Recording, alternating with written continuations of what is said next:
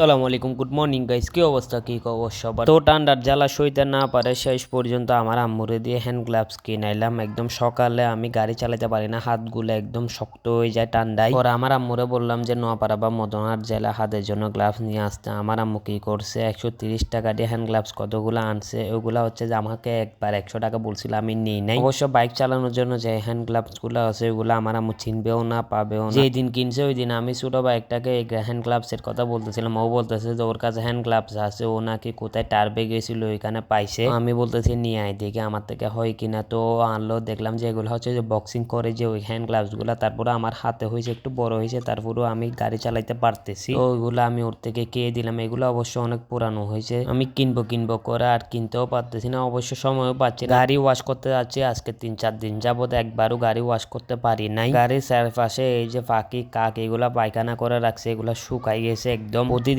Duty থেকে এসে একটু শোয়ার পর একদম আর উঠতে মন চায় না। উঠে একটু মদনহাট যাই, মদনহাট গিয়ে আড্ডা টাড্ডা দিয়ে আবার চলে আসি। সবসময় আবার আড্ডা দিই না, গিয়ে যদি ভালো না লাগে তাড়াতাড়ি চলে আসি। কালকে গেছিলাম আড্ডা দেওয়ার জন্য, কিন্তু গিয়ে দেখতেছি আর ভালো লাগতেছে না, পরে চলে আসলাম, এসে ঘুম মারি দিলাম। আজকে ডিউটিতে গেলাম, ডিউটিতে গিয়ে ফার্স্টে ব্রেকফাস্ট করলাম, ব্রেকফাস্ট করে ডিউটিতে গেলাম। গিয়ে দেখে আজকে ট্রেনি শট আমার সিনিয়র আমাদের বলে দিয়েছে যে আজকে যেহেতু ট্রেনি শট একটু কষ্ট হবে। অবশ্যই গেস্ট কম ছিল, তারপরও মানুষ কম থাকার কারণে একটু কষ্ট হবে, এটা আগেই জানাই দিয়েছিল। তো আমাকে দিছে হচ্ছে যে ফ্লোরে, আমি ফ্লোরে এখানে সেট আপ করতে লাগলাম, তারপর ক্লিন করতে লাগলাম। আজকে গ্যাসটার চাপ কম ছিল, আস্তে ধীরে করতেছিলাম। এগুলা করতে করতে বুফে সময় শেষ হয়ে গেল। এরপর সব টেবিল আস্তে ধীরে করে সব ক্লিয়ারেন্স করলাম। ক্লিয়ারেন্স করার পর আমি সেট আপ করলাম কিছুক্ষণ। এরপর আবার মিজান প্লাসে গেলাম, মিজান প্লাস করলাম। মিজান প্লাসের জন্য আবার ওয়াশিং থেকে সব কিছু আনলাম। আজকে যারা মিজান প্লাস করছে অনেক বেশি ওদের কষ্ট হয়ে গেছে, আমাদের সাথে যারা ছিল আর কি, ওরা কয়েকজন মিজান প্লাস করছে, কয়েকজন না 2জন মেইনলি মিজান প্লাস করছে, ওদের অনেক বেশি কষ্ট হয়ে গেছে আজকে। তার মাঝে একজন